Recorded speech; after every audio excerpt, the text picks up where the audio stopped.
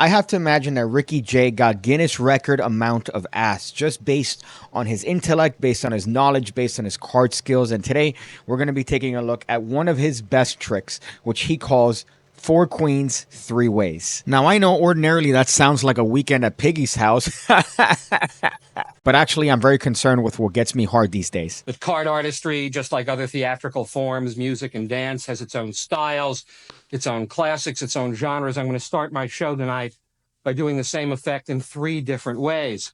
First, in the flashy American style, you'll all remember from the 1970s.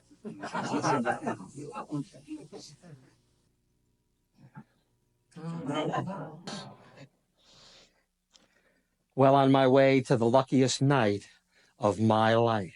One thing you have to realize about Ricky Jay, and especially in this act, is that everything is historically accurate. As a matter of fact, when he first does this production, which is a Benzai spin-out move, it actually is a move that represents the flashiness of the 70s, because the move might as well have come out in the 70s. As a matter of fact, it was first published in 1967. If you guys want, in a future video, we could even cover his cups and balls routine, which is pretty much the exact same thing. Everything is historically accurate, and nothing that he does is anything new. Everything is classic. Everything is from books. It's just the way he represents it with his character, and his sort of sarcastic wit is what makes it different and stand out among the rest. Now, the same effect as you might have seen it performed by a European.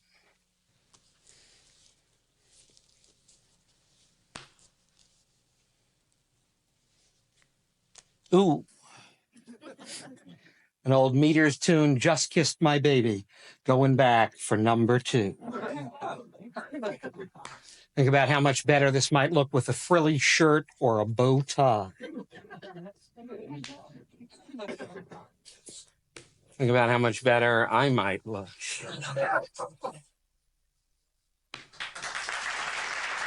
Ricky Jay is not talking shit. Everything he says has credibility. In this case, he says that this is how a European would do it, which is exactly how a European would do it, because a European created that move, the Piet Fortin popper move. I had a theory about that false cut even being European, but with some back and forth with Stefan Barksdale, who's a proud member of the PigCake community and a boy, an all-around boy, a lad, we came up to the conclusion that no, it's not. He told me that was Di Vernon's cold cut, so technically it's Canadian and not European. Fuck. However, the point to be made here is that Ricky Jay is so methodical when it comes to his presentation and his patter that he's even historically accurate. And in this case, this happens to be a very European man that created this move, and he alludes to it with his patter. Now, I want you to notice that these cards are now being produced face up. These aren't the same queens as the previous set. These are actually a gimmicked set of cards, and the benefit of using a Piet Fortin pop-up move is that you never actually see the back of the cards. However, the back is implied because of the very first production. Now the same effect as you might have seen it performed in a drawing room, very much like this one at the turn of the century. Again, I have to point out that this is exactly accurate. This is a routine that's taken directly from Expert at the Card Table. Even the patter is word for word exactly from Expert at the Card Table, which, as you know, came out in 1902. I say as you know because you probably haven't seen a woman naked in your entire life. Ladies and gentlemen, I shall endeavor to illustrate and show how futile are the attempts of plebeians to enter that select circle of society known as the beau monde, and indeed to show how such entree is prevented by the polite yet frigid exclusiveness of its gentler members. Let us assume it is the occasion of a public reception.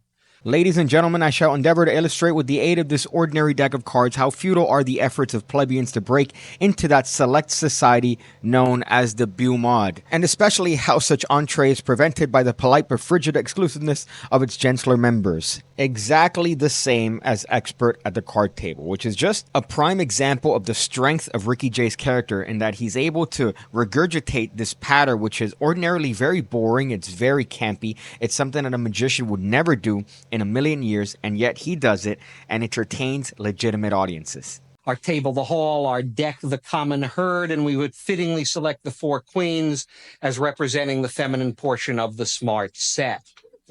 Now, as would naturally be the case, I shall besiege these high-strung patrician ladies with attentions from the lower orders, which these next 12 cards shall represent. I shall start by placing 1, 2, 3 commoners on Her Majesty, the Queen of Hearts. the next three outsiders on the Queen of Diamonds. And though the mention or notice of all these suitors is equally abhorrent to the Grand Dames, I shall treat them alike by placing on the Queen of Spades 1, 2, 3 more rank outsiders.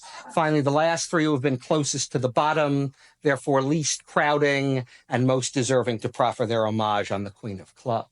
In terms of technicality, it's nothing new. In this case, you have double facers that he incorporated with that Piet Fortin pop-up move, and he's going to do a very basic ace assembly. Now, I want you to notice that when he takes out the 12 cards from the deck, of course, with his exuberant patter, he's going to place the original 3 queens that he showed in the very beginning that he produced with the Banzai spin-out move on that queen that he first displayed. So right now he's doing a switch and he places it on the appropriate queen. At this point, his handling becomes very open. Notice that now when he takes the other cards and places on top of the corresponding queens, everything is open, everything is loose, whereas the first one was really tight because it had to be. But this is great because it gives the perception that all the queens, in this case, had the cards placed on top of them in the exact same way, when really that first one was wildly different. Ladies and gentlemen, as you have seen, I have brutally taken advantage of these tenderly nurtured and unsophisticated young creatures by placing them in positions which must be extremely galling to their aristocratic sensibilities. Can they endure? Can they endure? Yes. Indeed they can. Even that's taken exactly from expert at the card table. Having some knowledge of the marvelous subtlety, resources, and finesse of the sets, I feel confident these women can, with tact and discretion, easily elude their persecutors and form a more congenial coterie amongst themselves. Watch first the Queen of Clubs. Watch her as she turns her back on the suitors and then goes to Windsor for the weekend. Next, the Queen of Spades, slightly more daring than the others, tantalizes the men, Gucci, Gucci, goo. Amidst their consternation, makes good her escape. Now, ace assemblies typically are very, very boring. However, because of his character and because of his conviction to the words and dedication to the script, the audience sees the entertainment of him being able to regurgitate this monologue and also is very astonished by the magical effects. In this case, he does a basic Elmsley count in order to show that card to have disappeared. And I want you to notice the attention to detail in this case for giving the illusion that he's shown all 4 backs, when really there's no back for one of those cards because that's where the queen vanished. For the second packet, you could see that he makes excellent use of that double facer in that it allows him to essentially deposit that card underneath the spread, which is now, I believe, the card closest to him. But yet he's able to give the illusion that that card has vanished. The Queen of Diamonds knows the aphorism, it's easiest to disappear in a crowd. Now you see her, and alas, now you do not. Or, as I suggested only a moment ago, is it possible these women could seek out each other's company? The fatal vanity of the sex could prove me correct. That's 1, that's 2, that's 3. And that's this. The lesson to be learned watching this particular iteration of the classic ace assembly is the dedication to the character and the dedication to the pattern. My goodness, I sound like a mentally ill virgin. The audience is simultaneously impressed by his ability to convey this monologue and also by the magic that's taking place right before their eyes. In this case, it's an excellent demonstration of sleight of hand, or what they think is sleight of hand, really. It's a wonderful merging of the use of those double face cards and some sleight of hand in order to convey the idea of this clean disappearance of those queens from amongst those other cards, the plebeians, and their reappearance altogether. All it really makes me want to do is to join the PigCake Magic Academy, the home of over 1,500 videos going over card stuff, coin stuff, everything you need to become the best magician you could possibly be, all for the low, low price of a single White Claw a month, and I'm always uploading content. It's not like what you get is what you get. I'm always uploading content. As a matter of fact, at the time of this recording, to the Mentalism Academy, I just updated and uploaded my variation of Danny D'Artiz's Ritual, Any Card, Any Number, and I think it's fun. I think it's great. You would know if you were part of the Academy. I find it particularly interesting that what he's doing is essentially giving the audience a magic lesson in history. And usually it's a subject that's very, very boring, full of a bunch of dudes that invented this, and no, I invented that. But he does it in a way that's very, very interesting, and also using patter from a fucking book from 1902. Exactly word for word from expert at the card table. My fucking goodness, this guy is just top G. I see you again.